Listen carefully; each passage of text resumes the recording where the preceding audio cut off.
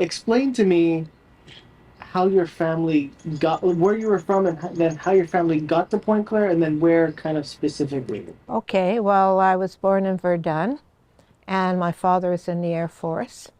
And then they were offered what was called the Veterans Land Act. It was a grant to build or to buy a veterans home. They had some here, they had some, I think, up in the north end of the city. Anyway, he decided to come here. And it was a half acre, and I think, if I recall, it was either $3,000 or $7,000 at the time they were allowed. And when we came, it was a barren nothing. Nothing. There was it was farmland that had been just plowed down. There wasn't a tree to be seen. And I think there was only at that time 35 houses that had been, were still being built even. They were still working on them when we came. I remember them like shooting insulation up into the ceilings.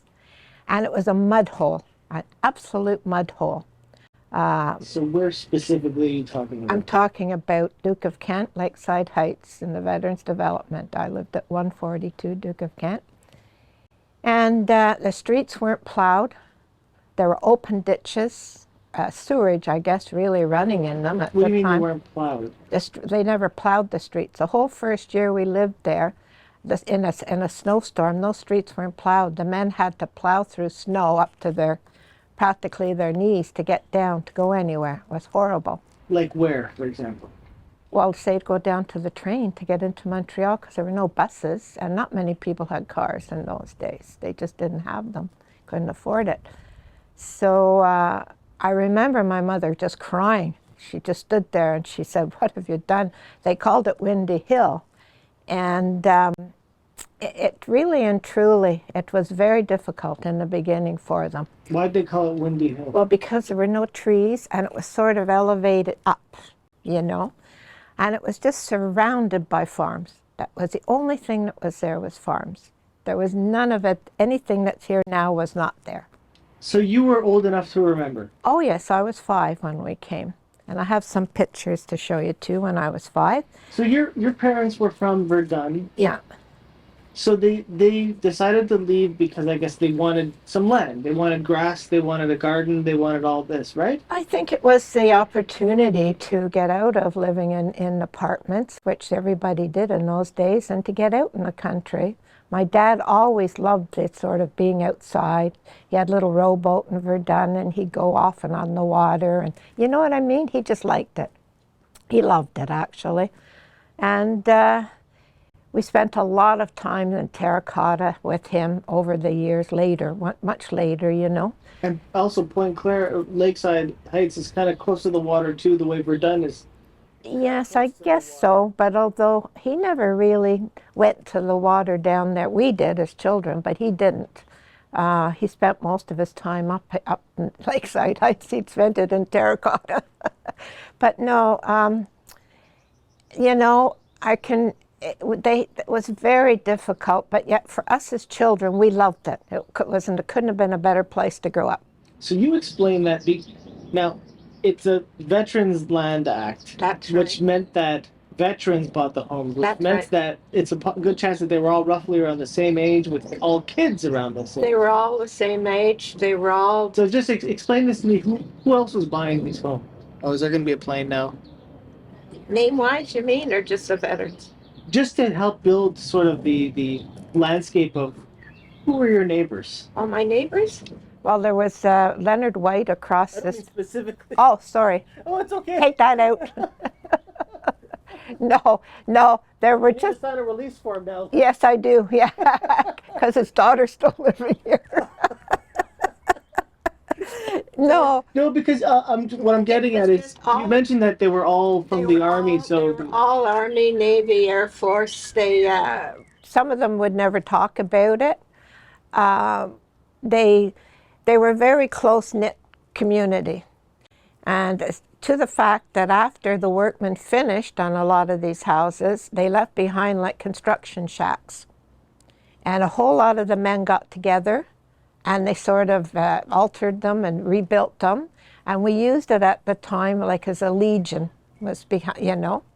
And we'd go there as children, and they'd have little parties or show little not movies like you see today, but little movies on something that they had, some projector, you know. And that was the beginning, really, of a community center up there. Which would have been where today?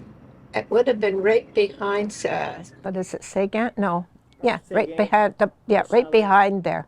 Same part of the land, but right behind there before it was built. Yeah, and it was just a big park after. They built like a big park. And they used to have tombolas and all kinds of things there, you know. And the men themselves, like, they'd have like a softball game, just a pickup. And as children, we'd all go, play with the men, and we'd go down there. And after supper, rush down to start in the outfield and work up. And at the end, they build a big bonfire, and we'd put in a potato, because it was a great big thing to put a potato in. And don't ask me how we knew whose black potato it was when it came out. But we all just sat there eating this silly potato, you know. Yeah, you'd make a big fire, and then you'd put in throw in a potato, and it was sort of to be a treat at the end of playing the softball and that. And then everybody would take out, well, the men would take out these potatoes, and we'd just sit there and eat like the inside of the potato. So it's kind of like now when we play soccer and then the leagues, and then we have orange slices. That's right. You had potatoes. We had an all-purpose potato. Are they charred? Yes, This black. is so funny.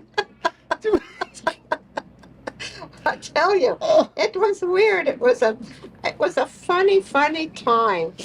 And in the beginning, like, there was a Perrier farm, which is still there beside Lakeside. Well, it's not Lakeside Heights Elementary anymore, but that was all there was. Like, from where we were, the other side of the old St. John's Road, everything was farms, and farms all the way up.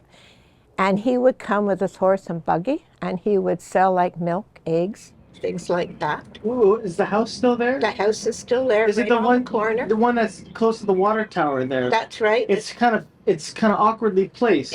Now it's right beside the school. Yeah. It's a yellow. You know which one. Yellowish one. It's still there. So that was the Perrier That was house. Perrier house. There was two old. I guess there were two bachelors and one old maid there. I remember she made fudge, so that's why I remember her.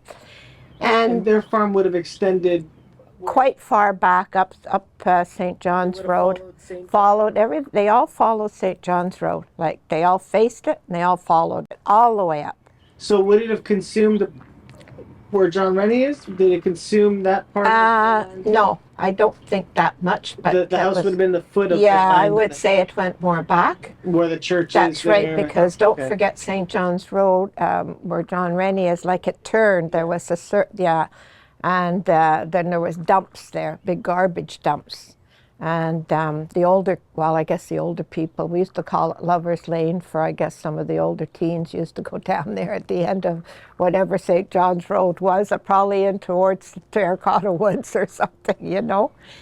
And who called it Lover's Lane? It was just known? it was named that, I guess, by some of the people that were there, I suppose. They would have named it after Anne of Green Gables. No, I don't think so. I think it was just after some of the teens that used to go and meet down there at the time, you know, or the older ones that were there at the time. And on Sunday, my father would go up St. John's Road to a farm, and he'd buy a chicken. And the farmer would just cut the head off right there. Where was the farm? I was further up St. John's Road. I can't say. Towards Pierrefonds. Yeah, I can't say that. I don't know the name of the farmer. And he'd bring it home. My poor mother would have to pluck it. And we'd have it, I know, we'd have it for Sunday dinner. It was just ludicrous. And I remember he used to say, don't come around the side of the farmhouse. And one day I did, and I saw it. Oh, and I started screaming.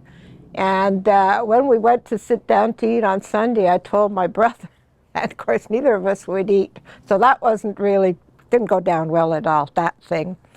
But yeah, so I still remember the air raid sirens going off. Where would the sirens have been? I guess maybe around 9 o'clock. I think probably coming from Dorval at the time, probably the airport.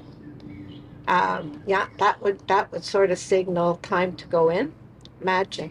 Why was there a curfew if there was only I 40 have houses? no idea, but there was. I guess they still, at some point, thought that something There would was a happen curfew at 9 at o'clock. 9 o'clock, and that would go.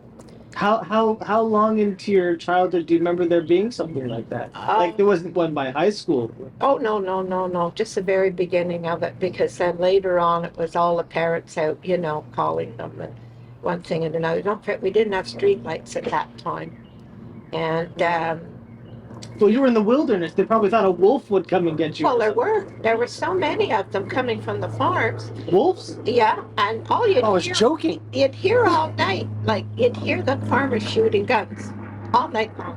Oh, foxes And maybe. foxes. Yeah. I don't know what. There was a whole pile of things, and anyways, Wow. yeah, and So we're still talking about the 40s now. oh yeah, 40. We were here in 46, 46. 1946. Yeah. Could you just maybe elaborate a little bit on the ditches? The ditches. Yeah, what were they like? They were. As kids, we used to take tin cans and we used to go and get pollywogs out of them down. But then there was a huge, huge ditch. And I could tell you right now exactly where it is. It was called the gully. We called it the gully. And it was all like clay at the bottom and wide. And it went all the way from the farms. It was like the farms were it was draining down, probably sewage, I would think. And it crossed like Dieppe, it crossed Duke of Kent, it crossed St. Louis, and went through Terracotta, and right down to the water, to the lake. Yeah, and when it would freeze, it was big enough and wide enough that we could skate on it, believe it or not. There would still be water left over. Yeah, and we'd skate on it, and we could even skate under some of the tunnels that were under the roads. What tunnels? Well, the tunnels that went under, like that would continue, like it would go as far as the road, and then it would have a tunnel to take it to the next road. So there were big metal tunnels. Where would these tunnels have been? Under which main roads? Under Dieppe, Duke of Kent, St. Louis, and then in. And now there are houses on top of it, but at that time they weren't building anything. No. So There was a few big ones. There's another big one in Valois where they built the church. Where they built St. John Fisher, there was a big one there too. there could be. Yeah, and apparently Yeah. there was another big one that crossed where Sunnyside Park is. Okay. There was another big one there as well. Okay, well, we were pretty well only ever, up at this end of doing that. Well, that's another interesting point is that, see, now Pointe-Claire is Pointe-Claire. It's one city. But at that time, it was very like Valois, the Valois kids, the Lakeside That's kids. right. The Lakeside. Yeah. So Cedar tell me Park. about that a little bit, how there was a little bit of, it was division, it was divided. It was divided, but we didn't really realize it until we were in schools, actually, because there was like Cedar Park, and they had their school. There was Valois. Of course, we went down to Valois for school. That's where we first went. And but even like train stations and that, they were all different areas. You know what I mean? Like there was Pine Beach, there was Dorval, there was Pointe-Claire, there was Lakeside, there was Cedar Park, and so on it went. Like every little place had their own train station, not like today. So that was all tied in, I guess, to the area. You know what I mean? So, yeah. And your father would have gone down Cool Breeze. He'd go down Cool Breeze. He had to walk through all kinds of weather. And there was a station, and the first man in there would stoke the stove. It was just a little pot-belly stove. And he knew, of course, all the trains coming. He could tell by their lights. And he knew how to signal them.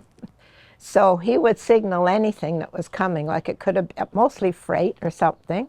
Don't forget, there were 4 lines at that time of track, 2 CP, 2 CN. And they'd slow down for him because they knew him, and he'd jump on. Could be the caboose, that could be up at the other end. Yeah, and Why didn't you just walk on like all the other? Oh, because they would jump wouldn't on stop. freight. They weren't stopping. They just slowed down for him. And he wouldn't take the regular commuter trains. Well, he could, I guess. Did you just take whatever was next? Yeah, because he worked shift work. So, I mean, What is this story? it was all different time. Like he might be coming home, and don't forget, in the middle of the night or whatever time. There were no Oh, computer. because he. Yeah, he What we was on didn't say was shift that work, he. so What we didn't say was what he did for an occupation. What Yeah. was his occupation? he was a policeman for the CNR. And so, you know, he worked all different areas at the time. Some were in the yard, some were in, well, later on, Central Station, you know, different things like that. But so his shift work and things, like, it wasn't a regular train that he could ever really get. Not then, you know. And you have to realize that it was just like barren country. There was nothing. I had, you know, after school, I had to walk to Valwa to the post office to pick up the mail, which is the post office is still there. And No door-to-door mail. oh gosh, no, there was nothing, absolutely nothing. And the terracotta was still a working brickyard. I remember they used to take us on tours of it at the time to go down and see it, you know. And and the other thing was when they finally brought in the vets, St. Anne's, a lot of the veterans were in St. Anne's, a hospital at that time, the veteran hospital, and they were allowed to get on the train in St. Anne's, the ones that had, like, were able to make crafts, you know, and do all their handicrafts, and they were allowed to travel free. And they would go from coach to coach all the way up till they got, till they got to Central Station, and they'd sell their wares. And then they'd turn around and go back down to St. Anne's Hospital. And they were all war vets at that It's interesting time. that St. Anne de Bellevue got that hospital. Oh yeah, well, it was there a long time. It must have been, yeah, but it's a great place. Do you know when it was built, roughly? Does it go back? Doesn't go back before the Second World War. I would say during the second Probably. World War. Yeah, I Okay. would say so. Yeah. But Did yeah. you play in the water? Pardon? The water. Did you go down to the water? Down to Lake St. Louis all the time. And don't ask me how, because there were never any parents. And I'm sure we were under 10. And we would walk that, we'd cross 2 sets of tracks, the 20, which was 2-lane at the time, and we would swim in Valwell Bay, or we would swim down by the Maples where it was, or we would sometimes at the end of Cedar Avenue. And we'd all be there swimming, and nobody was there. There were still beaches at that time, No, right? some of them were beaches. There was just enough to go off and get into the water, which we did. And I remember some father left an old inner tube. And but that was sort of the end, because then the sewage was coming right into the water. Well, where was it going before? It was still then, but I guess not as much. Probably wasn't the same. So it's just a quantity issue at that time. That time. And there wasn't any filtration. No, and that's when all the enteritis started too, because it was all in our drinking water, everything, and everybody was very sick. I remember my mother being terribly sick with it, you know. And then, of course, the first one, while on our street, got polio in the 50s. So then we weren't allowed to swim down there. So then we migrated up to the back river. And that wasn't a beach. I mean, it was mucky, but they had Crystal Beach, which wasn't bad, which did close down later. And we would go up there and swim up there, you know. How would you get there? We'd ride our bike. We'd go St. John's to what, Gouin at the time? Yeah, it was just an old St. John's Road. It just waved, just all around up by where the airport is, and then up to Gouin. Yeah. And then Gouin, you'd go west to this Crystal Beach. Crystal Beach, yeah. So Lake of Two Mountains there wasn't polluted? I don't think at that time, not the way St. Louis was, because there wasn't as much building up there at the time, going into it. And Right. anyways, and then too, I've forgotten that, but there was a bad train accident too. Because nobody had cars, there was a man, he had he'd pick up the milk, and he ended up getting hit by a train with some of the men on it. His name was Earl Walker at the time, and he tried to do a good turn, but he got hit by a train. And I remember Jerry White, who lived on St. Louis, died And that was sort of a big tragedy at the time. You know, everybody felt so bad about it. Yeah, and then when the plane crashed too at the top, well, at the end of St. Louis, don't forget, like St. Louis ended right there. There wasn't much else, and it was all woods. We called it first, second, third woods. Yeah, and going north. no, going toward east at that time. Yeah, was at the end of at St. Louis. That was one. Yeah, and they would be sort of the north side, but heading east. Okay. And that's when there was the plane crash, and it was servicemen on it. I think there were 5 or so. And I remember all the men in the area running there, you know, to try to help out, but it was too late. I remember parachutes stuck in trees, things like that, you know. You saw it? Oh, yeah. Yeah, afterwards, just the aftermath of it. No, we weren't allowed. It was all blocked, and all the fathers and that were there. You know that I just spoke to someone yesterday who told me the same thing, and he made it in time, and he described the whole thing for me. Oh, did he? Oh, gosh, yeah. He said that one guy fell back first on one of the old stone dividers. Okay. And divided, and he saw the guys hanging from the trees. Oh, yeah. No, we just saw like the parachutes and things like that at the time, you know. And there was another plane crash in around 58 that landed on Donegal. That I don't recall. Yeah, probably. I don't know. I might recall it, but I don't right now. And we had no phones. And the first phone booth that was ever there was on the corner of St. Louis and Cool Breeze, and everybody had to use it. You can imagine, just a little phone booth. Just a phone booth. Just a phone booth. And everybody had to use that if they wanted to make a phone call. And then later on, there was a little general store there, the L&L. And it was La Fave and La Violette, I remember. And that was a big thing, that we didn't have to walk down to Pointe-Claire Village to get anything, which we'd have to pull back on a toboggan in the winter, I'm telling you. Oh, so your dad didn't have a car? Never had a car.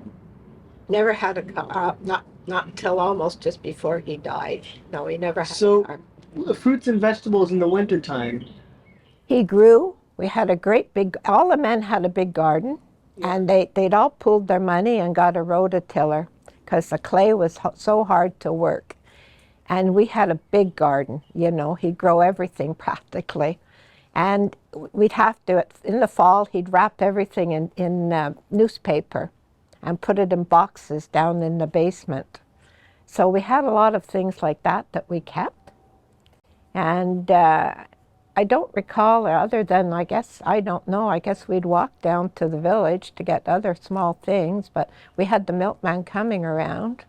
So, you know, it didn't bother us. We seemed to always have lots of fresh food, so, yeah. And the other thing was that we were hit with, and I think it made the paper, we had carbon monoxide poisoning because we heated our homes with coal, and we all had a coal bin, and it was great big coal furnaces. And this night I remember, and luckily my dad had been working a shift, and he came home, and I remember him dragging us down from upstairs, my brother and I, in the bedroom, and my mother out the front door, and we were all lying out in a snowbank, and the firemen came, broke all the windows in the house because we actually had we would have died had he not happened to come in at that time. Yeah.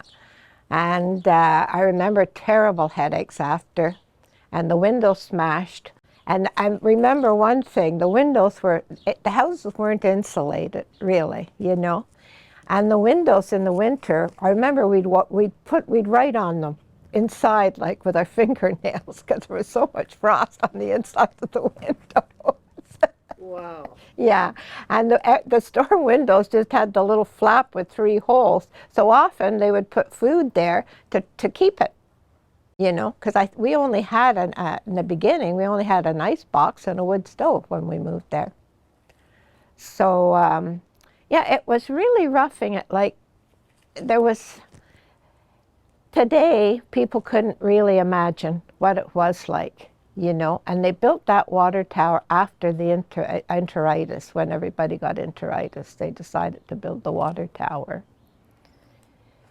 And, you know, it was just a different world at the time. The water tower, it must have been a sight to behold. This massive.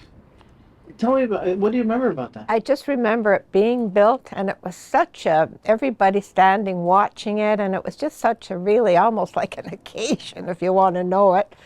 And Dad, I forgot this too, but when the street lights came in, and I can't remember exactly when they were, one ended up at the end of our driveway.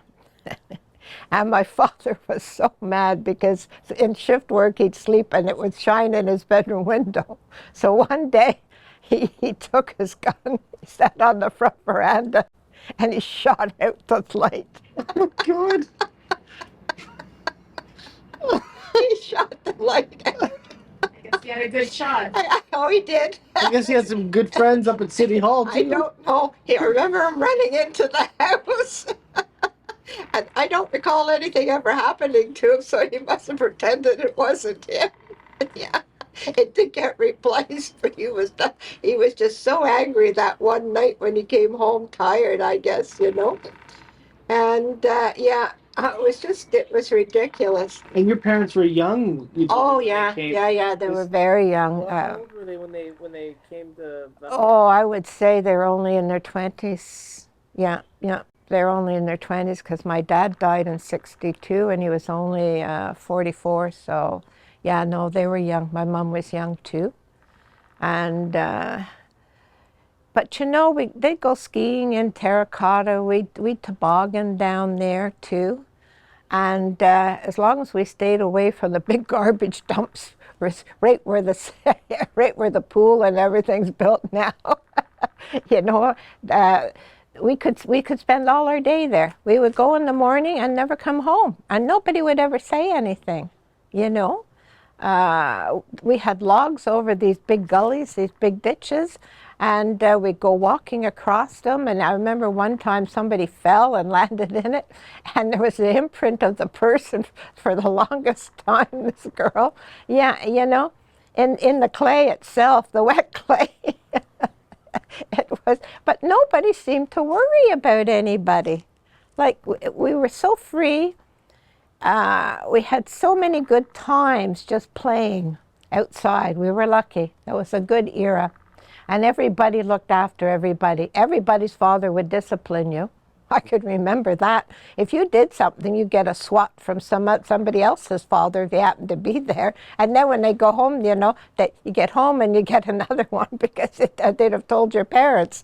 You know what I mean? It was a real community. So now, I mean, I feel like we're still talking about the big boom of the 1950s now. The 1950s, they started to really develop. So what was that like as it did crossed over into, you know? I guess the biggest boom would have been when the Pointe-Claire Mall was starting to be built. That was really something. And I worked, when Steinberg's was built, I worked in Steinberg's right away. I was still in high school last year or two. And I can remember we had to wear a white smock, white shoes. And I started at the pinky stamp counter, and then on to the cash. And I remember Sam Steinberg's would come in himself every so often, you never knew when, and he'd sneak in. Next thing you'd feel a poker in your back. And that's if you were slumped down or you were waiting at the cash or something, not standing up straight enough. And every time, at the end of the week, you'd go upstairs and you'd see if you, say, had 10 cents over, you had to pay it. If you were 10 cents under, you had to pay it. I'm just saying 10 cents, but it could have been any amount, because he used to say, either way, you've gypped the customer. You've either gypped him or you've gypped the customer. So I worked there for a couple of years, but in the corner of that open mall, there was a Woolworths with a counter. Like, you know, go up and you could sit at the counter. And I remember my grandmother, gosh, she was in her 60s, started working there on the cake counter. But people, that's funny to remember because nobody, I think, ever thought of Woolworths, a real Woolworths being there in that corner, but it was. And in Valois itself, like the McDermott's Pharmacy, we hung out there too all the time because it was, again, there was a counter there that you could sit at, And there was Ben's Delicatessen too there that we hung out a lot too in Valois. But that was when things were starting to be built. Before that, there was nothing. And in Pointe-Claire Village too, there was an actual movie theater. And as teens, we used to go there all the time. It was on the north side of the Lakeshore Road, just past Cartier.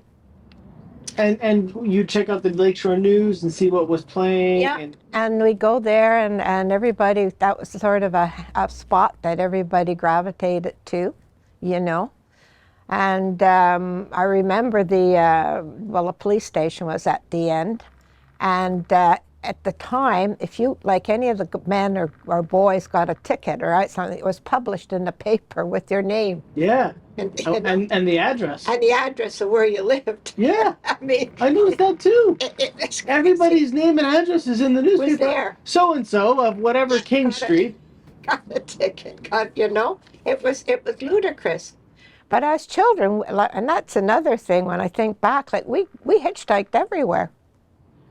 How important was that movie theater? Very, very important as to the teens, like to us as teenagers, because really there was no place else to go, on a Saturday night.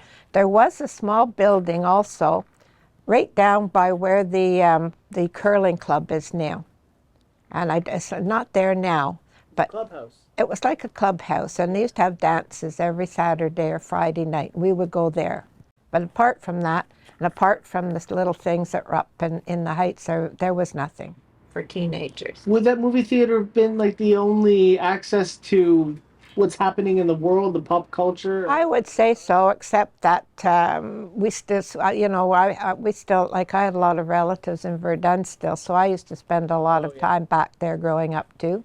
So, were there any rock and rollers in the West Island at that time? Oh gosh, yeah, we all were. I actually, in person, saw Elvis Presley. Were you one part of the troupe that went down to Ottawa? Yes. I went with my friend's father. My friend's still alive today. And he drove us after school. I can remember we were dressed the same way. Jimmy Dean jackets, white fruit boots, and tweed skirts. And he took us there. Go to a dance, everybody had the same thing. It was like a black felt skirt with a little, I think a poodle or something on the bottom of it. Yeah, and everybody looked the same, and later on crinolines. But we did so much jitterbugging and dancing at that time because of, I guess, the era with, Elvis Presley. And at some of them, we really, that was the way we went. Yeah, and girls and boys, it didn't matter. Whoever was there, everybody was up and jitterbugging around and having a good time. So. Now, I know that the high schools had uniforms, but I did read an article in the Lakeshore News that there were parents who were concerned about leather jackets. Just leather jackets, I guess, from the Elvis era. Oh, well, when I went in Lakeside, when we went to Rennie, we had gray skirts and a blazer. And the boys had gray pants and a blazer. But, well, I was lucky. My parents were young, and my dad loved music too. So I guess because they were actually quite much younger than a lot of the other parents. So he was more into it himself too, if you know what I mean. Oh, he dug it. Oh yeah. He didn't ever, he listened to all the same music I listened to. And I didn't have a problem with that. I don't recall him ever saying anything about, the only time was once when I think maybe was the beginning of drugs or something starting, and The 60s. the 60s. But apart from that, there was never anything that he really took exception to, you know. Tried hard to chase me around, but he never caught me. So let's get a quick roll call of the schools you went to. You bounced around a lot, starting from the beginning. Yeah, well, I have all the old report cards too. We started at the old Valois School, which is a library now, and we went there. And then after that, we were the first to go to Valois Park. Went Grade? into there. Which grade was that? It was grade 6, I think it was, 5 and 6, or 6 and 7. That we were there, 6 and 7. But then we were brought back for some reason in between that to the old Valois School. Don't ask me why, because they were still building all the time. Then we were the first in the Lakeside Heights Elementary in grade 8. We were there in grade 8, and then they built Rennie, and we were the first in there, and it was grade 9 at the time. Yeah, so, and we probably, you know, we weren't one of the first, but there were some older people too in there at the time. But yeah, that's when we went there. So before that, we had to walk. I remember there were buses to the old Valois School, but I remember Miss Moore kept us in one time, grade 1, and all of us missed the bus. Boy, this Miss Moore was really a character. Terrible. She was a major something in the services. And she was huge, and she'd ring a big cowbell. And everybody was terrified of her because if she didn't like something, she'd lock you in a cloakroom down in the basement, which was dark, or she'd have like a little stool in the corner with a dunce cap on. And everybody was terrified of her, really and truly, or most people anyway. And so she made us all miss the bus. And can you imagine, we were in the middle of nowhere, like between there and to get to St. Louis was all field, it was just all woods, trees. And we had to try to follow like little paths through it to get up to St. Louis. And I remember one of my friends, two of us, we got up there, but her mother blamed her, said that it wasn't true, and washed her mouth out with soap. But then she pointed me in the right direction, and once I got on to part of St. Louis, I was able to make my way home to where I lived, which was quite a hike, you know. But yeah, that was really, I mean, really, and today, imagine if somebody did something like that. Well, how would you get to the movie theater? Walk. That's even further. Oh yeah, we all walked. We walked everywhere. If we didn't walk, we had bikes later on. So but you'd all meet up at St. yeah, Louis somewhere? anywhere. Yeah, just walk. And then you'd walk down to yeah. the village. Or if we were riding a bike and we saw a bunch of boys, we'd ditch the bike in the ditch and join up with them. Nobody wanted to be seen riding on a bicycle. Yeah, no, yeah, we walked, and if we didn't walk, we were hitchhiking. We did a lot of hitchhiking. And I guess in those days we were very lucky. Never had problems, but we did. That I will admit we did do. Yeah, people would, like, there was every year, even in elementary school, we'd have track meets in the old Valois Park, and it was just surrounded by woods. And would that have been the most developed park at that time? Yes, it was the most developed, but it also was just surrounded by trees. And then there was another one where they built the water filtration plant next to the police station in the village. It was called Memorial Park. Yeah, down there, but that was down in Pointe-Claire village. That's an eternity away. Yeah, that's for us. Yeah, no, we always went to Valois Park. And again, there was a ditch there with a little bridge over it to get in. Yeah, well, that's the one that you would have to cross to get to school, no? There was a little pedestrian bridge? There was a little ditch there? No, I didn't have to because I was coming from the north end down. If we wanted to go into the park, we did there. And they used to play, there was a lot of softball games and stuff there at the day too. A lot of teams for that, you know. But every year there would be these track meets and the parents would come and usually bring a lunch or something, you know. Potatoes. No, it wasn't another potato. I still to this day don't know how we ever ate those blackened potatoes. How long were they burning for? Were I they? guess as long as we were Because playing. you wouldn't have been in foil on it. There was no foil on They it. just threw the potato into the fire. That came out You want a lollipop and you got to eat a potato. They thought it was a treat. I wish. Was there butter at least? No, nothing. Not even salt. God. And you're thinking it's a treat. Yeah, we thought it was great. What wouldn't have been considered a treat at the time? Turnips? I don't know, nothing. We ate everything. We ate rhubarb raw. We ate berries off the trees and, hawberries and different things. bears. We were. Actually, my father used to sing a song about that. No, we did. Teddy bear picnic? No, the bear went over the mountain. Oh.